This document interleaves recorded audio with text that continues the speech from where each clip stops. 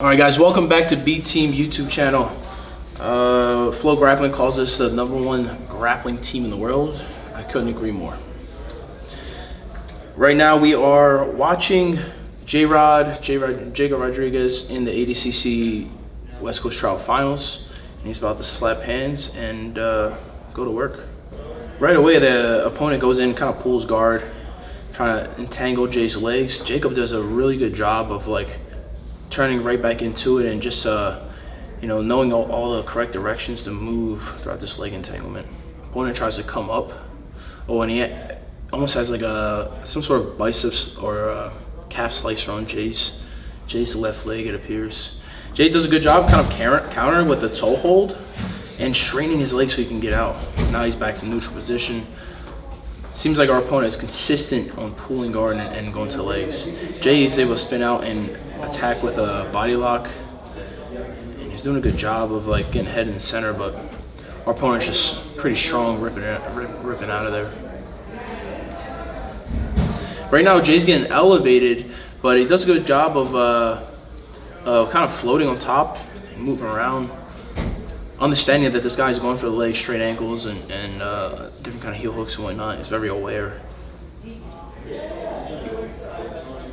We're seated versus kneeling position right now. Opponent's doing a good job of gaining 2-on-1, but Jay's very consistent and precise when trying to lock his hands around the body lock. Right now there's about 6 minutes and 38 seconds left.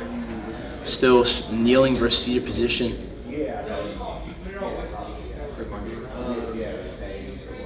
Right now, I'm kind of thinking Jace probably needs to do a better job of going left to right, circling motion as opposed to just directly in for the body lock. Being great at one thing is good, but you definitely need an arsenal of tools at this level. Now Jace decides to go high step passing, leg drags back to the opposite side. Wow, it's a very close pass right there. Now Jay rides back in on the body lock, while the defensive opponent is trying to take underhooks, use his legs to kind of push J-Rod away. He's pushing at his face right now.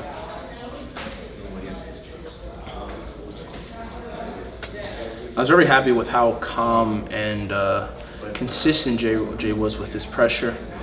It's easy to get worked up when you're on a big stage like this, and J-Rod really did a good job of keeping a good pace, keeping a good pressure, and staying clear-minded while he's attacking.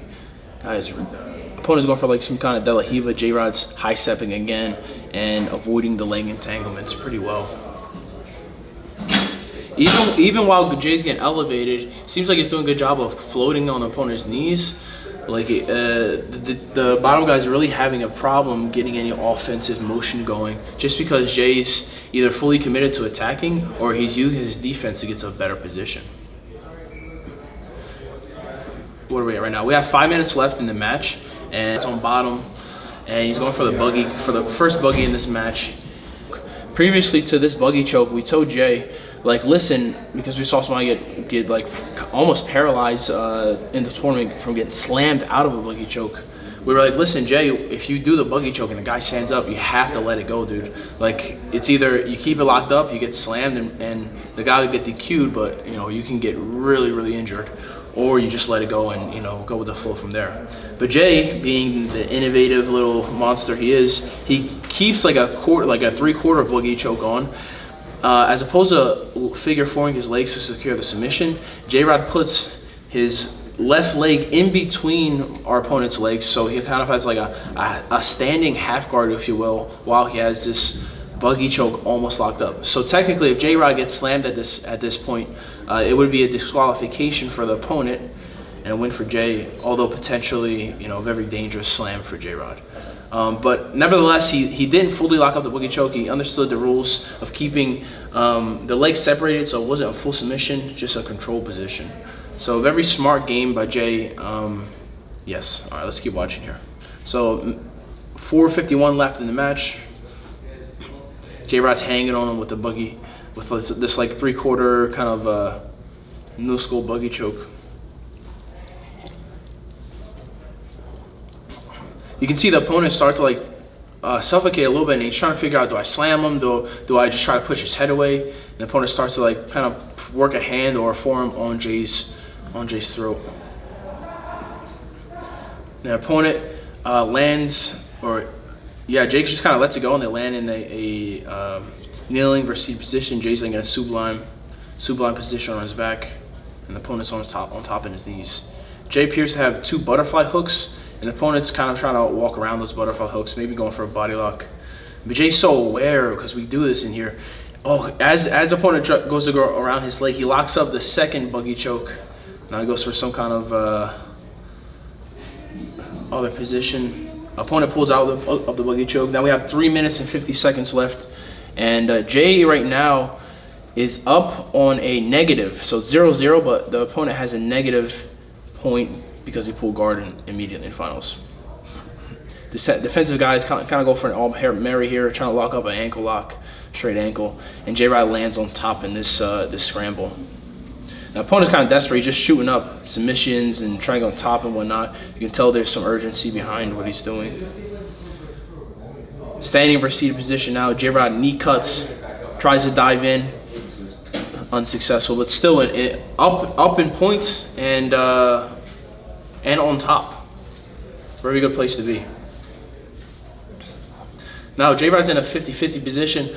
I was really surprised how throughout this tournament, Jay was able to negate the legs and even re-attack throughout some leg locks.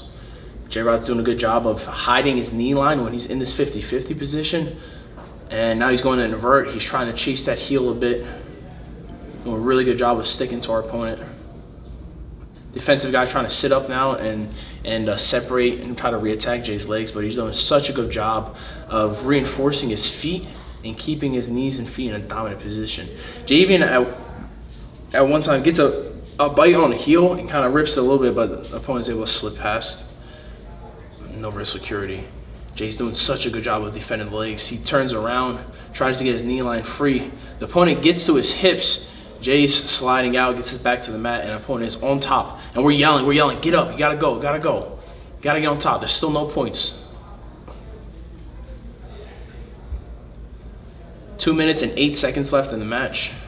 And they're about to reset towards the center. Hunter starts with a body lock, and Jay, I believe, has like some kind of underhook.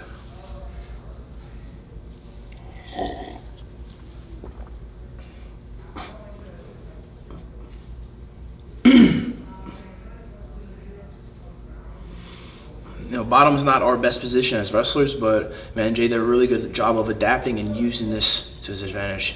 Jay has feet on the hips, trying to push our opponent away, and trying to avoid the body lock right now. Jay's still up because the opponent has a negative, and yeah, man, still attacking, still re-attacking.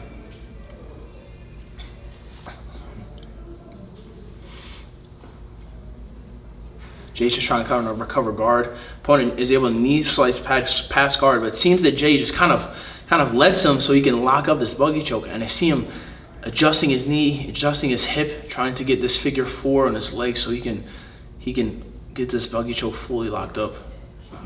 Opponent's pushing on Jay's head and neck, trying to create some space, but you can see him kind of panicking now. He's trying to really get his head out of there. Jay starts adjusting, put his knuckles in the carotid, squeezing hard.